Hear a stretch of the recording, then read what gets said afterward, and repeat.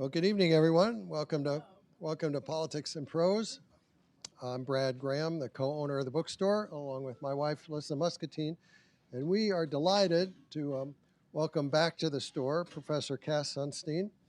He's here to discuss his latest book, On Liberalism, In Defense of Freedom.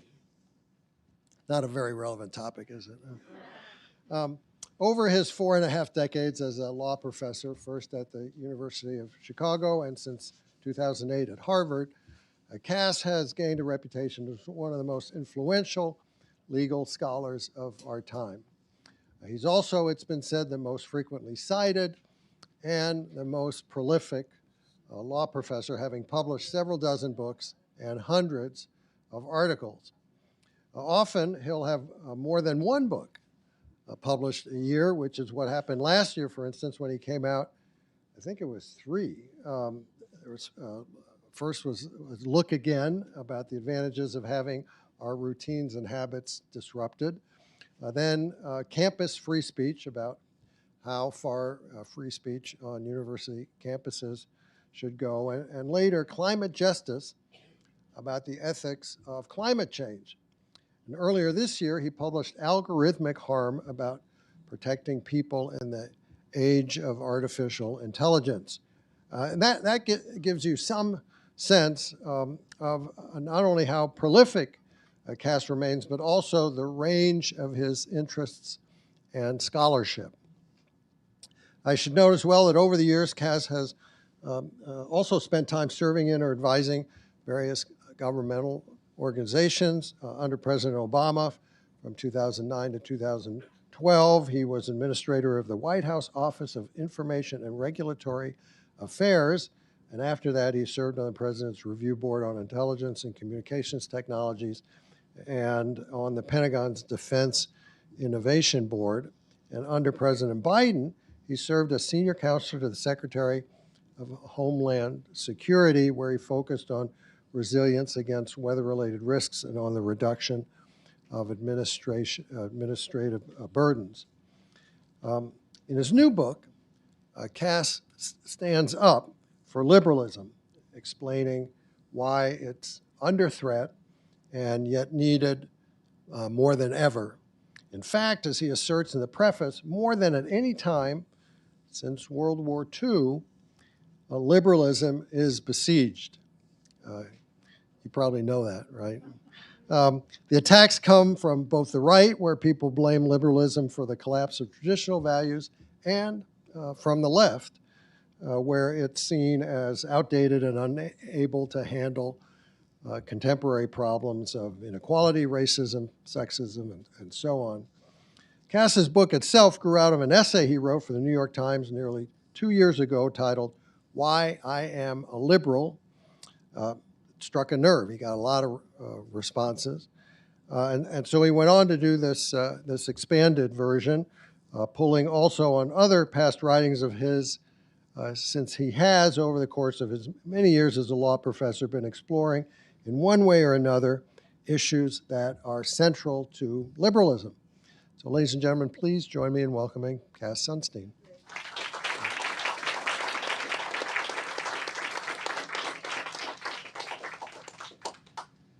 Well, it's a full house. It's a thrill and an honor to be here and to get to see people I know. And I think I've seen everyone in the room on the street in Washington at one point or another over the last 20 years. Yes, I saw you. You look younger now.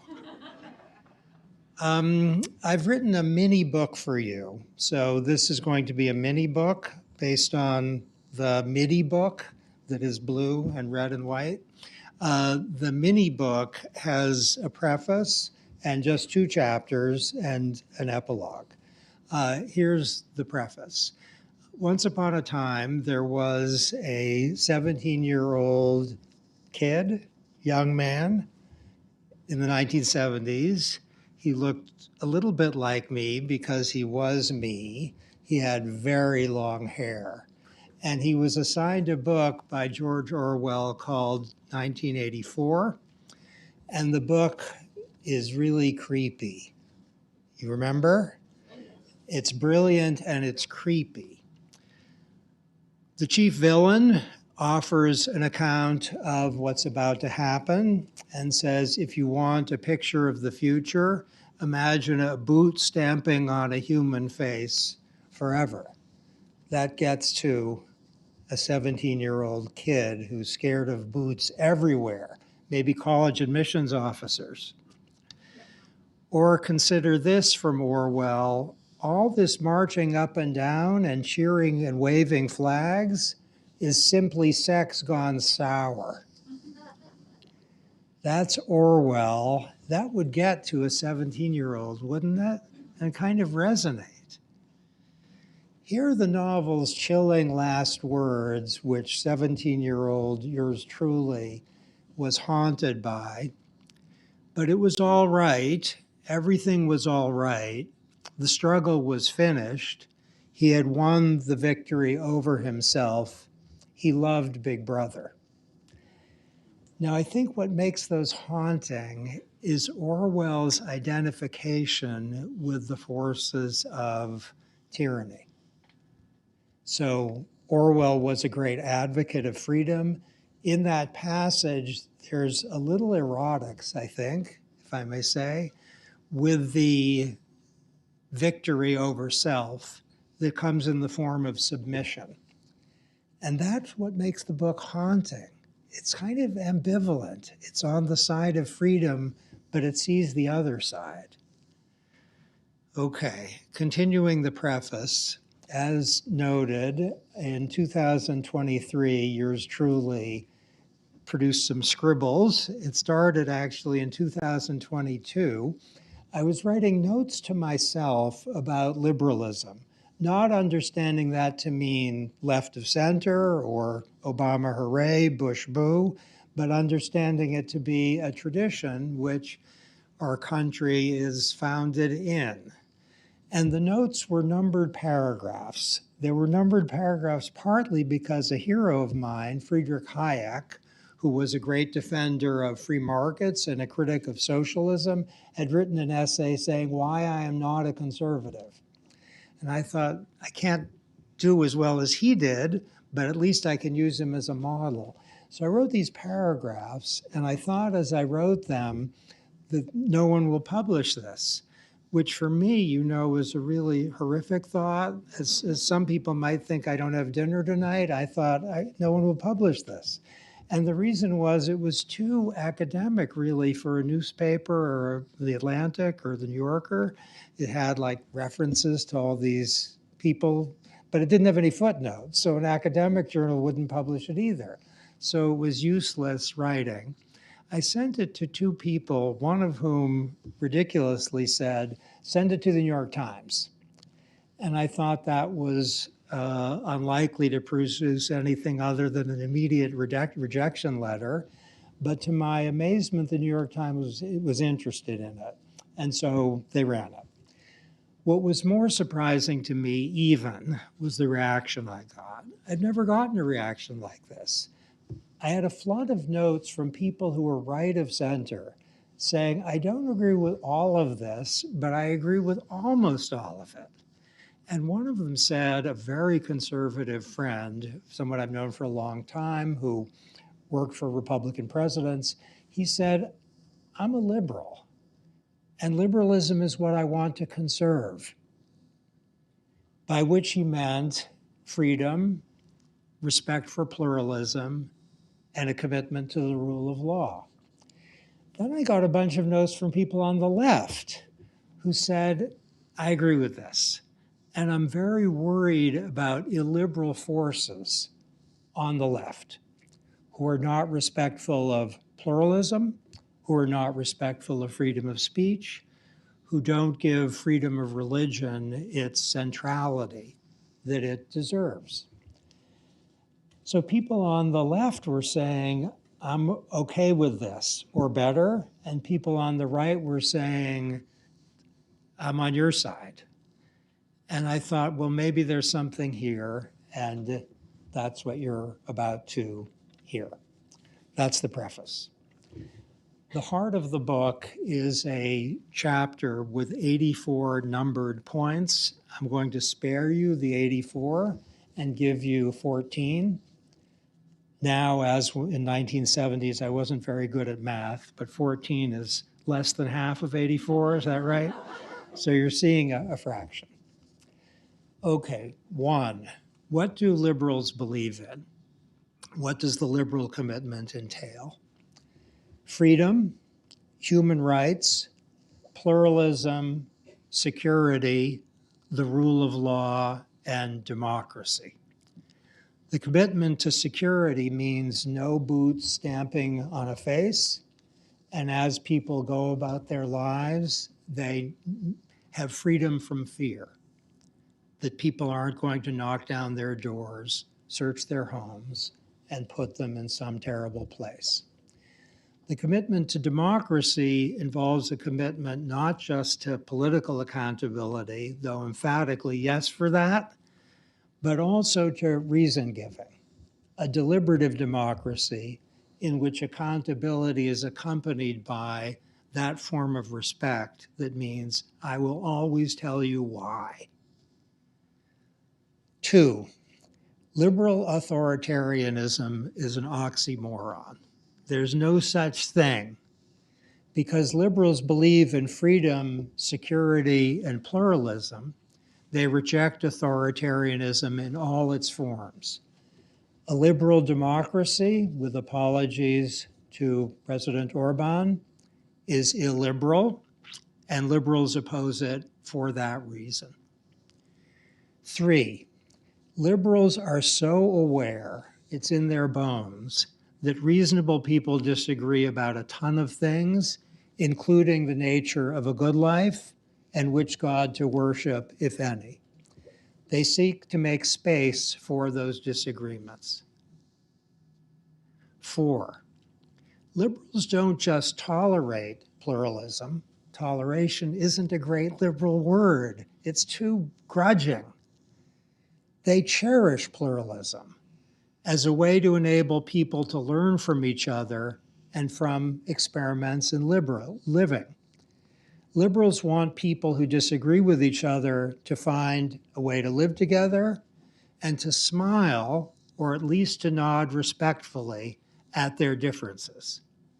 They embrace John Stuart Mill's words, which I try to remember and ingrain even as I write these words.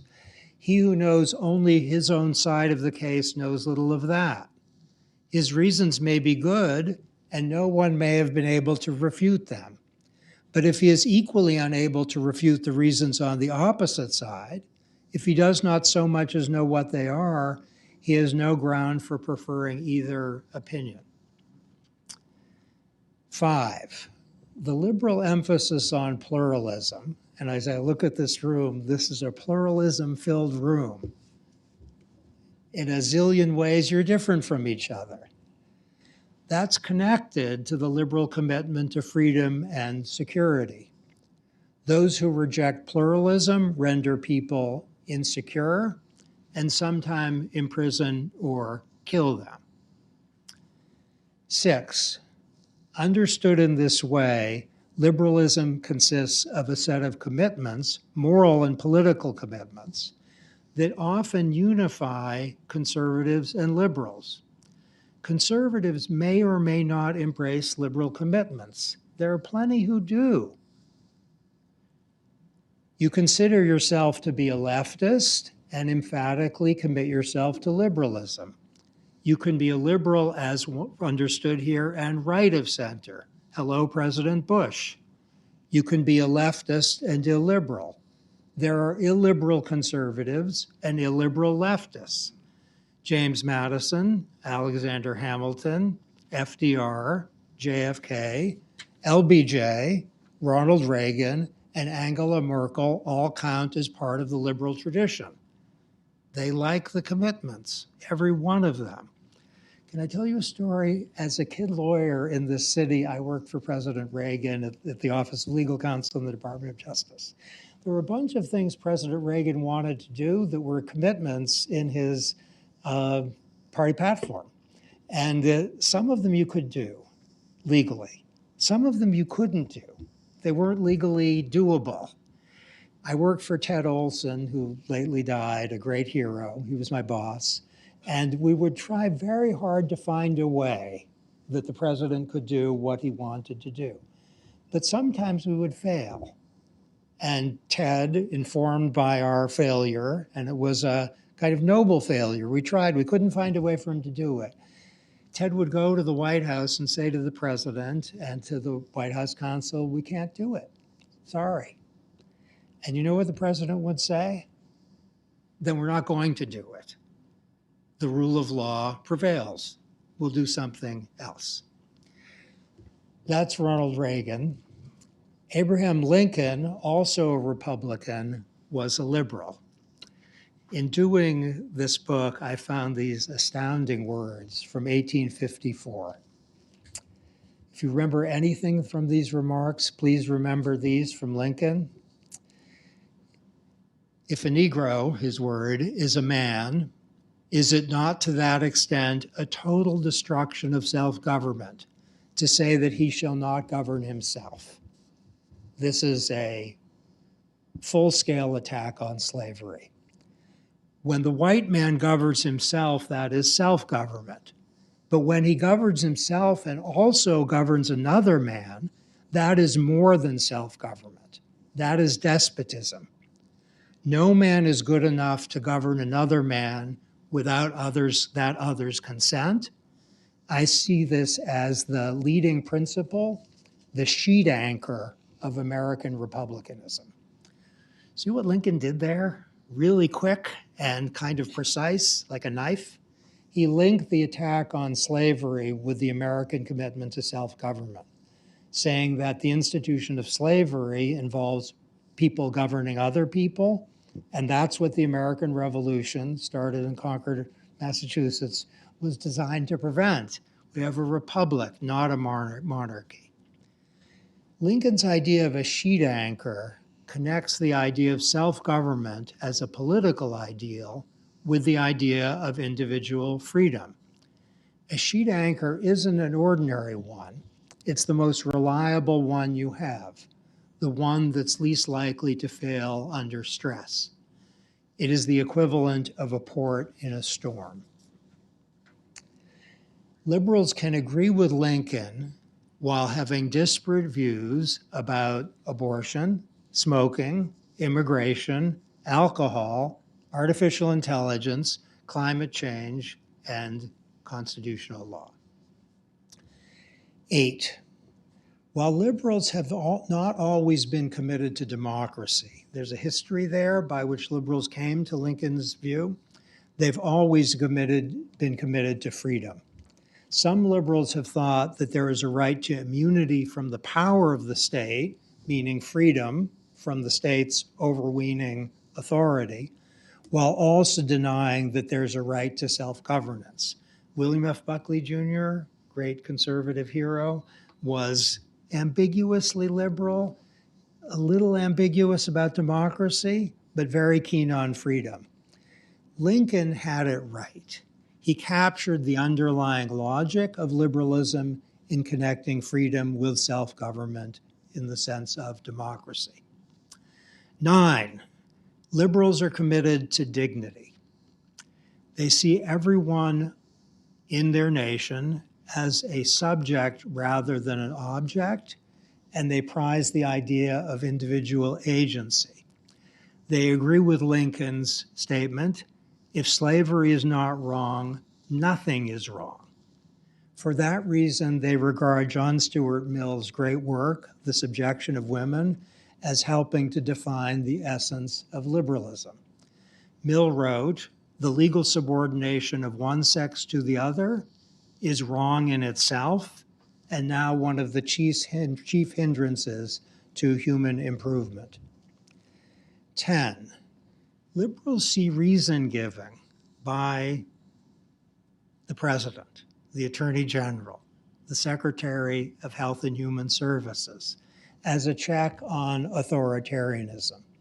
They know that authoritarians are free to exercise power and to use force without justifying their choices. 11. The liberal commitment to reason giving relates to the liberal commitment to deliberative democracy, accountability, and reason giving. Public power can't be exercised on the ground that the king says so, the president says so, or God says so, or even the people say so. That's not enough. 12. Liberals don't believe that their own approach is frozen in time. They emphasize, and this is core to the liberal tradition from the founding to the Civil War to the New Deal to now, that liberalism is to be made, not found. Liberals are optimistic about posterity. Change is not something they fear. In their view, liberalism is not like a rock. It's more like a tree constantly growing. John Dewey was a great liberal, and he said of this country what is also true of liberalism. Be the evils what they may, the experiment is not yet played out. The United States are not yet made. They are not a finished fact to be categorically assessed. 14, the final one of chapter 1 of 2. Chapter 2 is a little shorter than chapter 1. William F. Buckley, do you remember him? He's kind of enjoying a moment these days. There's a biography of him. He was funny, he was charming, he believed in freedom, a little mixed on democracy, right of center, maybe 2/3 liberal. He famously said that his preferred form of conservatism, this was in the first issue of National Review. This is maybe the most famous sentence he ever wrote, and he wrote 700 million sentences. This is the most famous one. He said, conservatism, quote, stands athwart history, yelling, stop. Good sentence, yes? Liberals ask history to explain its plans, and if the explanation is good enough, liberals are prepared to whisper, go. Chapter 2. Some people think that freedom is incompatible with order. Have you noticed? They think that people will not choose well. They see freedom as a threat. When freedom is shut down on college campuses or elsewhere by the left or the right, that is a common reason. Of course, many people deplore liberty because they seek to retain their power and their privilege. Recall Lincoln's words, "No man is good enough to govern another man without that other's consent." I say this is the sheet anchor of American liberalism. The rights that liberals prize are an outgrowth of that principle. The right to vote, the right to free speech, the right to religious liberty, and last on the list, because not the star performer in the movie about rights, the right to due process of law.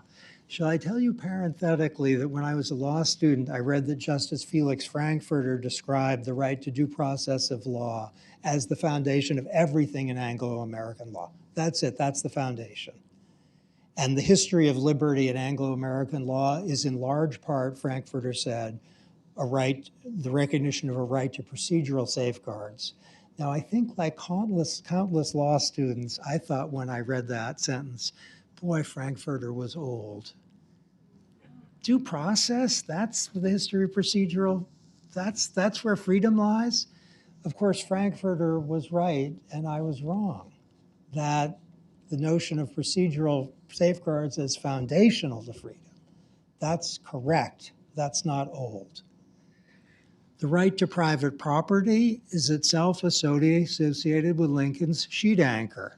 If you can't own things, you're vulnerable to the power of others, above all, the government. No ism can solve concrete problems. You can agree with a liberal philosopher without knowing how to approach climate change or a proposed increase in the minimum wage. You can be a liberal without knowing how to solve the immigration problem. You can believe in freedom of speech without knowing how to handle libel, commercial advertising, and child pornography. You can believe in freedom of religion without knowing exactly its scope. Okay, here's the kind of beating heart of the book. Shall I lay cards on the table? This is kind of why I wrote the book. In its early days, liberalism was on fire. You can't read John Stuart Mill's On Liberty without feeling that fire. Here's Mill.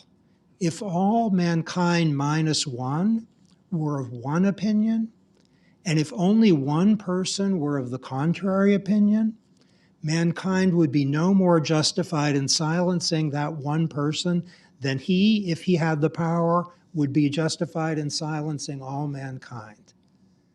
That's a chills down the spine sentence, isn't it? In 1943, when the United States was at war and at risk, some people, children, refused to salute the American flag amidst war. The Supreme Court decided that school children had a right not to salute the American flag in 1943. Can you imagine?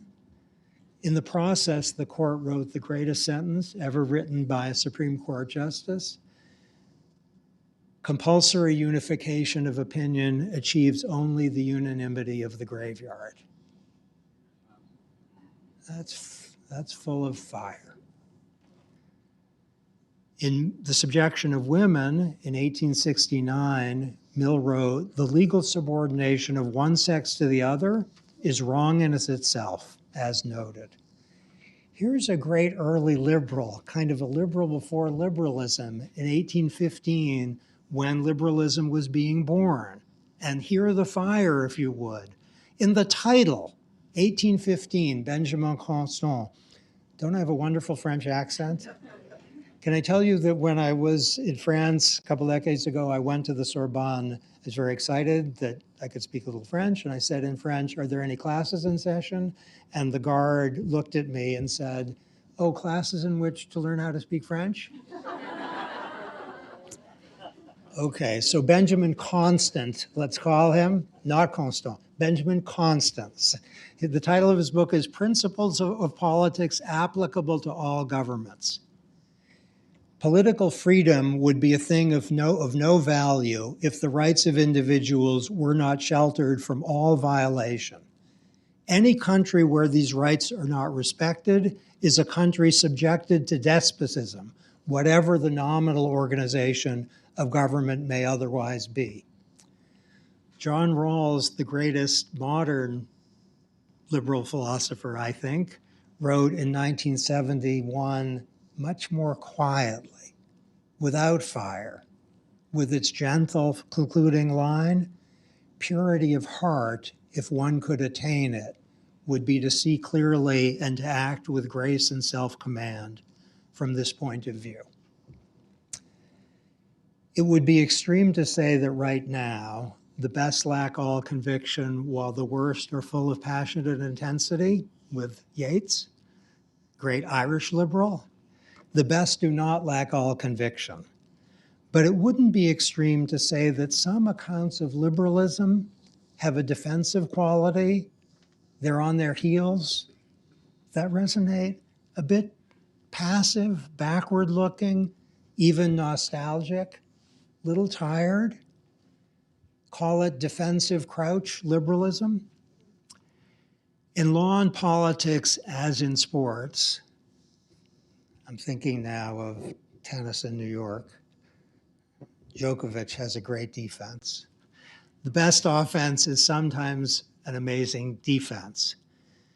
But the defining feature of liberalism is its youth, its energy and fierceness, its delight in human agency, its openness to novelty and surprise, its high spirits, its opposition to cruelty, its capacity for indignation, its insistent optimism, its continuing adventures in self-definition, its refusal to despair, its sense of mischief, its commitments to experiments in how best to live. Liberalism is full of hope. Hopeful people are making it new. every day. Okay, that's the end of chapter 2. Did I promise you an epilogue? Okay, here's an epilogue. It's a story, a true story.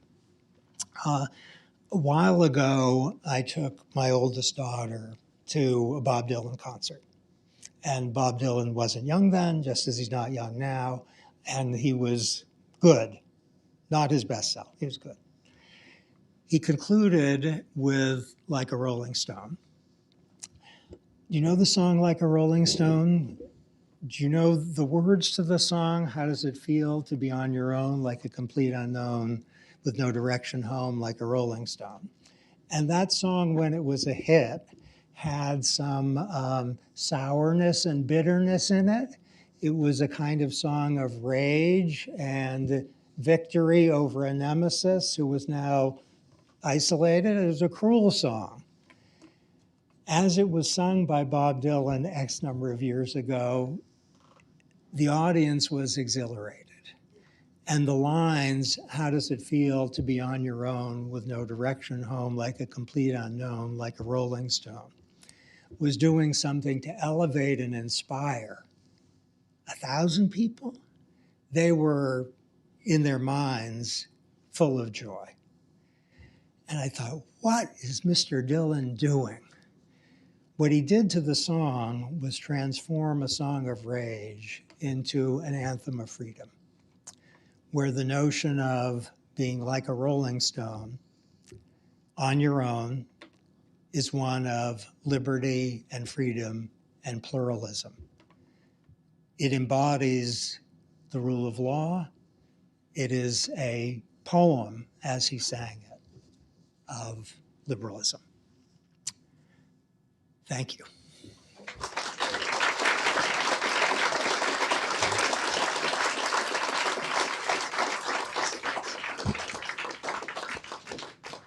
Interesting. I always thought of myself as a liberal Democrat. I guess what I am is a progressive Democrat. I was a lawyer at EPA when you were at OIRA, and I was so disgusted, I quit and went to medical school. So I'm now Dr. Caroline. Well, you're very welcome. What I remember from 1984 is war is peace, ignorance is strength, and I forget the last one. You haven't said anything about truth. You haven't mentioned it. I think that's important. But my question is different, because this was really upsetting in a way. The case about the flag, saluting the flag, what do you think the Supreme Court today would decide about that? And it would, of course, uphold the law. You have to salute the flag or we kick you out of school. What do you think we should do about it? I don't think the Supreme Court's going to overrule Barnett.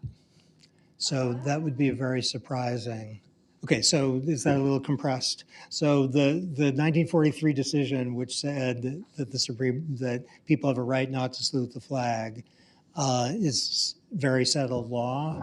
And is this technical? If the question is the Supreme Court going to overrule Barnett, life is full of surprises?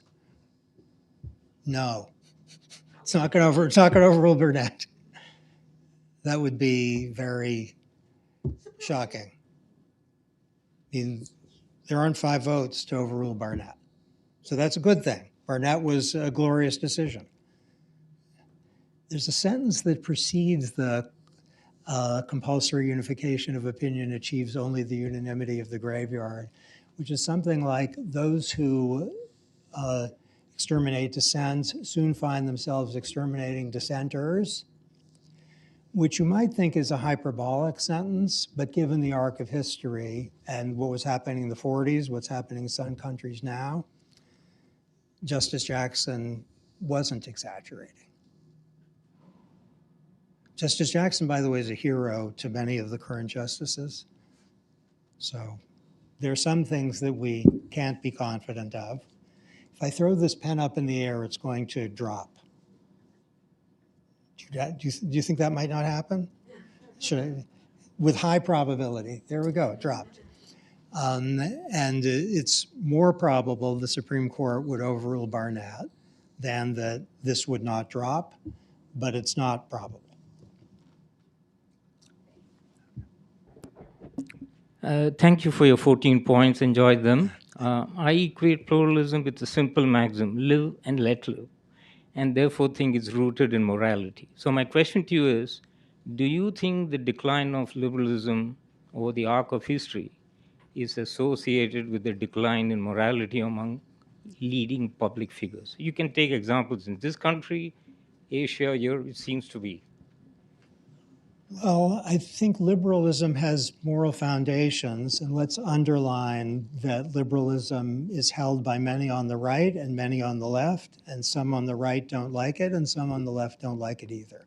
So let's emphasize that.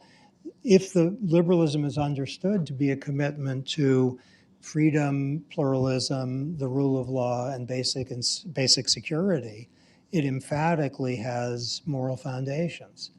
And when, in doing this book, I spent a lot of time on 1930s Germany, and morality was, disintegrating.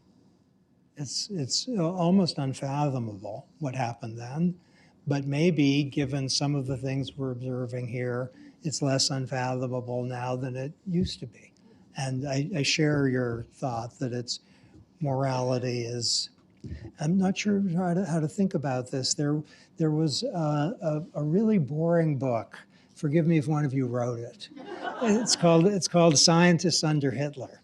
It's a good book, but it's boring because it's very low key. The author doesn't do anything other than report the facts, and it's about what did the scientists do under Hitler?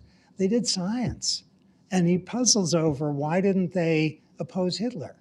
Some of them were fired, some of them were killed, they were all under threat, and they didn't oppose Hitler. And the author's answer comes from the most interesting part of the book, when he quotes a Hungarian physicist who left, who said that he saw that the scientists there were all thinking about consequences. They were all thinking, what would happen if I opposed Hitler, what would happen? Maybe I'd be killed. Would anything good come of it? No. So I was all making an individual assessment, but what would it mean for me? Each scientist made that, said the Hungarian scientist, about his colleagues whom he liked and some had loved. But he said he knew when he observed that Germany was done. He knew they weren't thinking about morality. They were all thinking, what are the consequences? And that's kind of haunting and captures something about when things go sour in small ways or in large ways. So that's a long way of saying yes and thank you. Yes, you mentioned William F. Buckley, and he used to debate Michael Kinsley. I used to watch it on PBS. And the one thing they agreed on, left and right, the one thing they agreed on was a land value tax proposed by Henry George. And they also, who also was, the land value tax was also proposed by Ben Franklin and John Dickinson when they wrote the Articles of Confederation. That was the first tax our revolution proposed before the landowners, rejected it. Is there any chance that we could get the left and the right today to agree on something like this, to not treat poverty, but to solve poverty? Okay, so some liberals believe that any form of progressive income tax is not a good thing, either on the ground that it's not fair or that it interferes with economic growth. So some liberals believe that. Some liberals think a progressive income tax is an excellent thing and required by liberal principles properly understood. So that's within the family disagreement. It's a pretty intense disagreement. If what's meant by a land value tax is someone has a home, let's say in Virginia, and they have to pay a property tax that's commensurate with the value of what they have, that's generally agreeable. So in many states, there's a property tax where if you have a home that's worth, and land that's worth a lot of money, you have to pay a property tax that's higher. that if you have a home and land that isn't worth a lot of money. So that seems built into practice and not especially controversial. If you mean something like a wealth tax, which maybe is the direction, you don't mean that. That No, is it's just the site value, not the building, the site value. the site The value. property tax is mostly on the building. It's less on the site. It seems to me that the difference is important, but the claim that if you have a site that's worth a lot of money, you should pay taxes on it, just as you should if you have a building that's worth a lot of money, that's a very plausible thing to say. It might not be right, but it's whether the right and the left would agree on that, I have less confidence in than the claim that the Supreme Court isn't going to require people to salute the flag who think doing that is inconsistent with their religious convictions. Okay.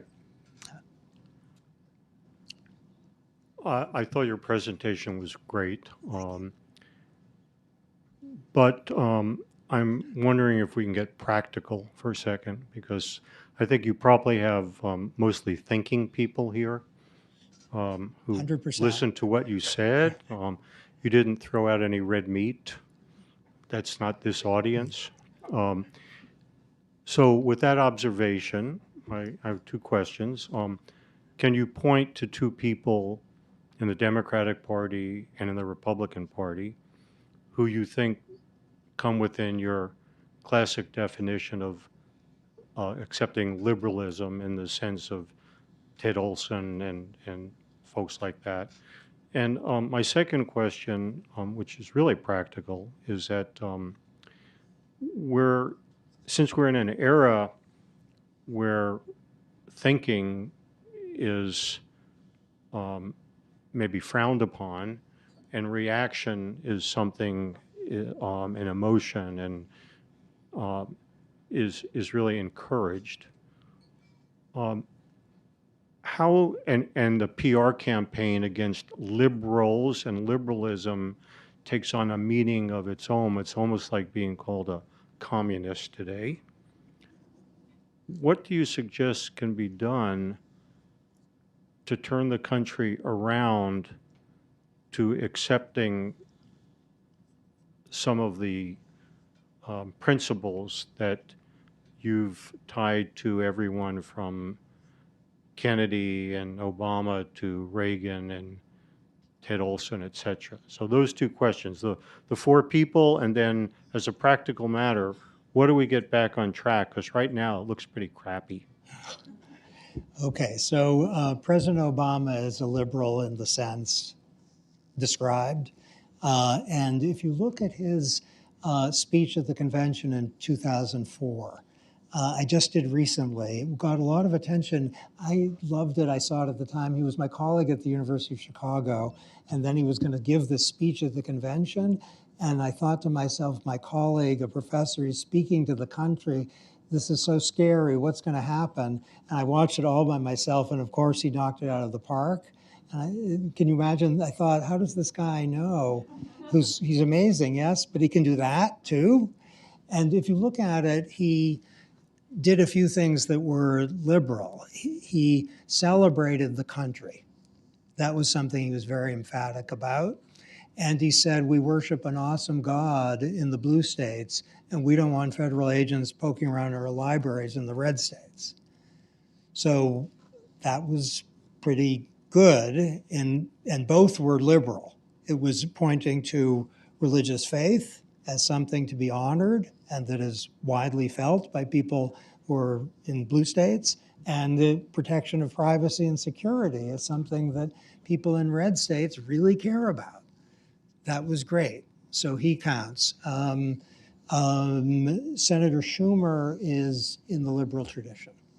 So he is, an extremely effective and shrewd politician, and you might not applaud everything he does, but he is part of the liberal tradition. On the Republican side, Senator Lankford is not only, in my view, a great public servant, whether you agree with him or not, but he is also so firmly committed to the rule of law, to respect for pluralism, to respect for freedom, respect for religious liberty, He is emphatically a liberal in the sense described. I think most of the time Senator McConnell is exactly the same. He has moments which I'm not particularly excited about myself. On the Supreme Court, there were what I think is fairly described as shenanigans, but his main line, I know him just a little bit, his main line is within the Reagan framework. Senator Graham, I would say, is a very complicated figure for most of his career, and most of the time he has been firmly committed to liberal ideals. I'm smiling because I listen to conservative radio every morning when I drive to work. I listen to Sean Hannity and Glenn Beck and a guy named Joe Pags, who may be just local. It's actually a long-ish Italian name, but it's Joe Pags. And I learn a lot from them. And what I learned is a complicated response to your question. But there are a large number of liberal moments for all three of them. There's also description of Democrats and the left as illiberal, and that's interesting. Not the words used, but the word they don't care about freedom, they don't care about religious liberty, they don't care about property rights, they don't care about the rule of law. So there's a conception of the left which is emphasizing liberal values that the left compromises. That's interesting. And Joe Pags, who I say is my favorite, partly because he's clearly, if you see pictures of him, he's not like a glamorous figure, but he has a sense of humor. He has an introduction to his show, which you hear maybe every 20 minutes, in which a woman with an extremely sultry voice says, "And now Joe Pags." I won't be able to replicate it, but he's making fun of himself. And I should say I did a little bit of writing on this, and I mentioned that Joe Pags, is my favorite, and also that he's very proud of how many followers he has on social media. He often says, I have more social media followers than I did. And he says it with great excitement. And I wrote something about that publicly, and he wrote back, now I have this many social media followers. So he was making fun of himself. So the fact that the, very animated, let's say, right of center radio hosts are introducing liberal values as what they think the left is compromising, that's interesting. But the basic answer is Senator Langford. Maybe this is something of a similar question, but I hope it's, I hope it's a challenge, actually. Your view of our current Supreme Court, each of the 9 justices, and their approach to liberalism. Are there some that are clearly not liberally inclined as far as you're concerned, not kind of outside of the realm of liberalism on either side? Can I tell you why it is? You're right, it's a challenging question. And the reason it's a challenging question is I have my views about which ones I particularly like and which ones I don't particularly like. Now, what does like mean? It might mean I think they are give excellent reasons for what they say. It might mean I agree with them. And these are diverse things. I might agree with them, but they're not particularly good at explaining themselves, so they're not that great. Or they might be, I think Justice Barrett is an excellent justice. I think she's extremely careful and very analytically precise. I think she's very strong. And I disagree with her not infrequently. Right. I don't think any of them is illiberal in the sense of not believing in freedom, pluralism, the rule of law, basic security. We don't have an illiberal justice. I mean, Justice Gorsuch, who was, often not the favorite of the left, he's a rule of law guy, and he has a libertarian streak. He has a strong libertarian streak. Any comments on Roberts? And Chief Justice Roberts is, he's a person who has a set of views. He's in an extremely challenging position, the Chief Justice, partly because he has a court to manage. He's in the relative center of it. He needs 5. That's hard. Sometimes to get 5, he might have to join an opinion that he doesn't love particularly. He cares about the institution. Of course, our legal environment right now is one which puts the court in a very awkward position vis-a-vis the president. And he must be keenly aware of that. In my view, the Chief Justice is in the base extreme of liberal tradition followers, though he's on the right end, Right. with the right leaning, not the extreme right end, Right. right leaning of the relevant tradition. I haven't gotten you to declare any of them illiberal or clearly illiberal. they aren't. And They aren't. So I mean, can't draw you out on Thomas or on. No, Justice Thomas is, he has some views which, by my lights, are out there. Right. But he's not illiberal. He doesn't think there isn't freedom of speech. Right. He doesn't think that the rule of law doesn't constrain public officials. I mean, so this is complicated and gets a little technical. So Justice Thomas is the most emphatic originalist on the court, who believes that the Constitution should be understood in terms of its original public meaning at the time of ratification. And in my view, that's not the right approach to constitutional interpretation and leads to a series of very unwelcome outcomes, and that's relevant. So I have strong disagreements with him, but these are, he doesn't think, that if the government wants to regulate speech because it disagrees with it, it's entitled to do that. Justice Thomas doesn't think that. He doesn't think that people can be punished because of their religious belief or their absence of a religious belief. He doesn't fool around with the Due Process Clause in its procedural sense. So he doesn't believe in the right to choose abortion, but he doesn't believe that the government can dispense with fair procedure before locking people up. Now, there's a lot to be said about cases which are important, where his insistence on procedural safeguards would be less than, say, Justice Kagan's. But these are broadly within a shared commitment to the 5th and 14th Amendments. Well, thank you for letting me probe a little bit. Yeah. Professor Sunstein, based on the principles in your book, what is the difference between a liberal and a progressive today? Okay, so progressives can be liberal. If you're a progressive who thinks a large number of things that are left of center and associated with progressives, but you also think that if someone wants to say things that are hateful, they get to say them. And if you also think that people who have religious commitments get to act in ways that fit with their faith, even if that leads to results that progressives don't like, then you're a progressive who's also committed to liberalism. Maybe this is a little too abstract. I'll tell you 2 stories, shall I? Neither of which involved regulation, but both of which involved what I thought were illiberal moments.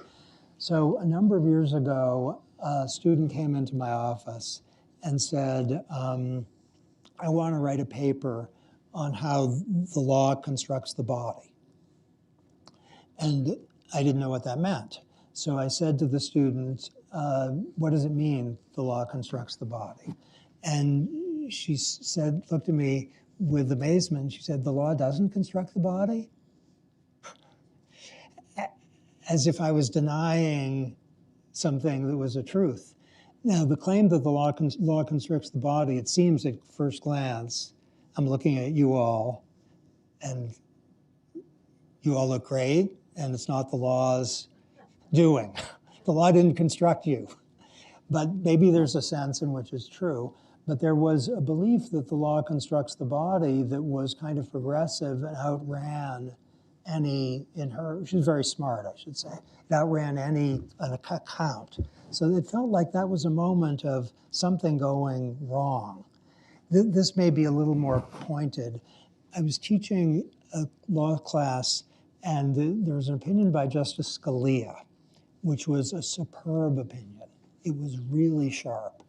It was, beautifully written and analytically tight, very hard to answer it. And I said some things to the class about the power of Justice Scalia's opinion, and they started laughing. They thought I was doing something contemptuous of Justice Scalia, because they thought, of course, he would, because that's what professors do. And I thought, what has happened? Justice Scalia wrote an admirable opinion, and to speak of an admirable opinion with admiration is obvious. And I had to say to them, no, he wrote a great opinion. It's really good. How do you answer it?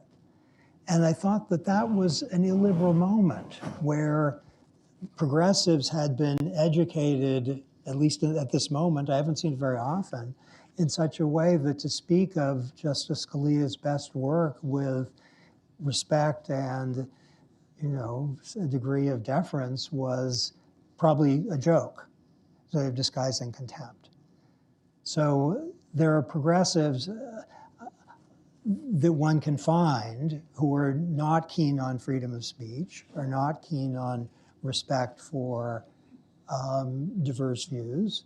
Now, at the educational institutions I know well, people are allowed to say whatever they want. And if you're right of center and you think Justice Thomas is the best, that's completely permissible. And if you're left of center and think Justice Kagan is always right, that's also permissible.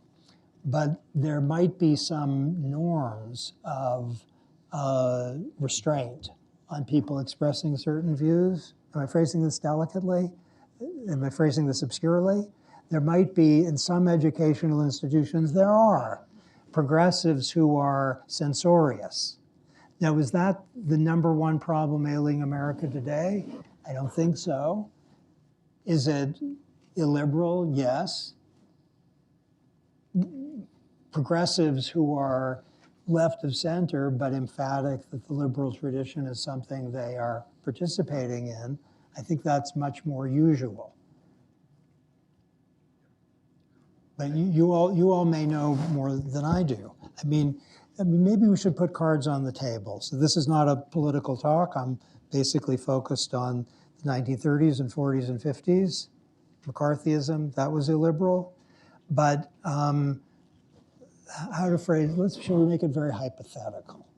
If a Democratic president wrote executive orders going after law firms who had represented Republican causes, and the executive orders were threatening them in one or another way, would that be a liberal moment?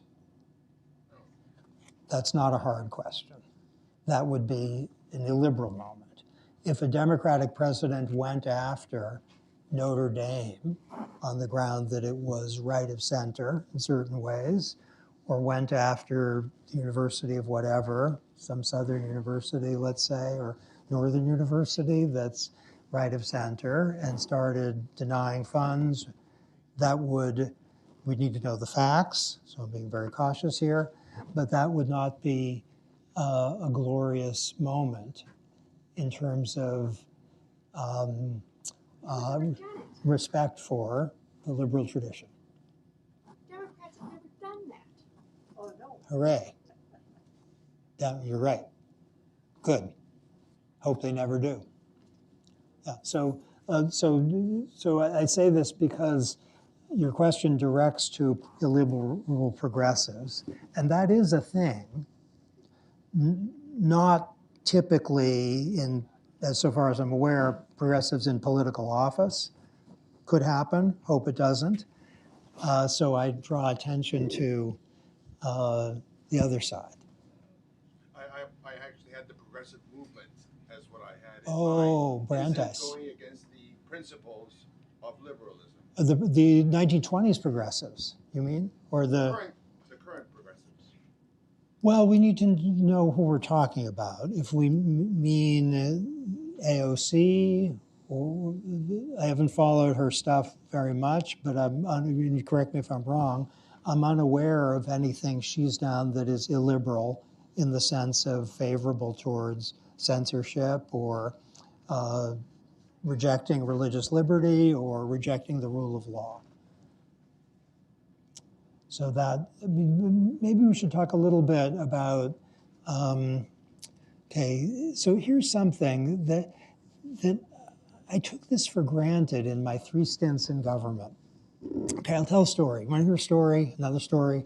I was in a discussion in government in one of my 3 stints in which my part of the government was at odds with another part of the government, all within the executive branch. And what the other part of the government wanted to do was, in my view, in the view of my part of the government, what they wanted to do was illegal. Not a crime, but it was beyond legal authority. So it was clearly illegal. And we said that it's illegal. And the other department said, maybe, but no one could have standing to go to court to challenge it. So maybe it's illegal, but no one has access to court to challenge it. And one of us responded, hey, we all took an oath to follow the law, the Constitution. We all took an oath. And so we can't do something that's illegal, even if no one has standing to challenge it. And the answer from that department was, no court has ever struck something down on the ground that it violated the oath. What? That was entirely unresponsive to the claim that the law has moral force, even if no court is available.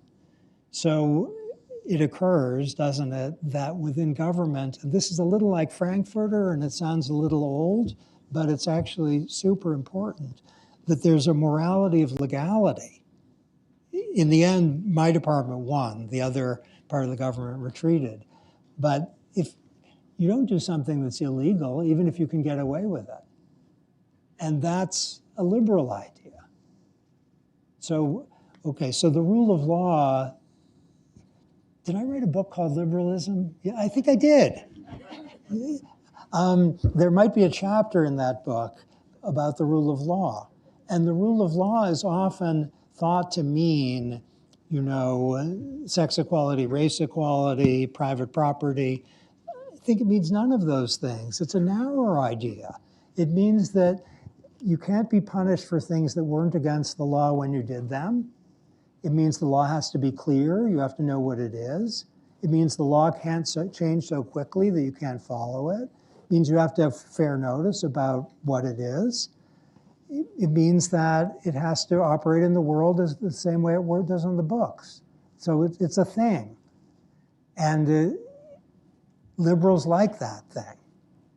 President Putin doesn't seem so keen on it.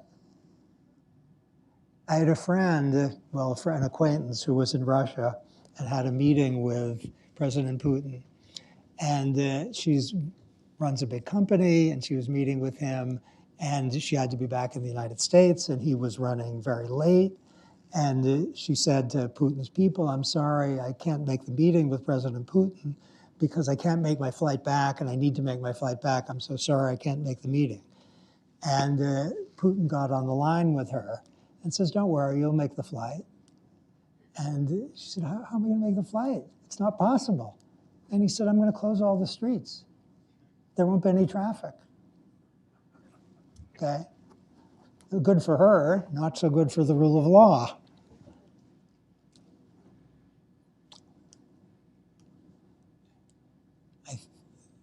Shall I thank you? And thank you all.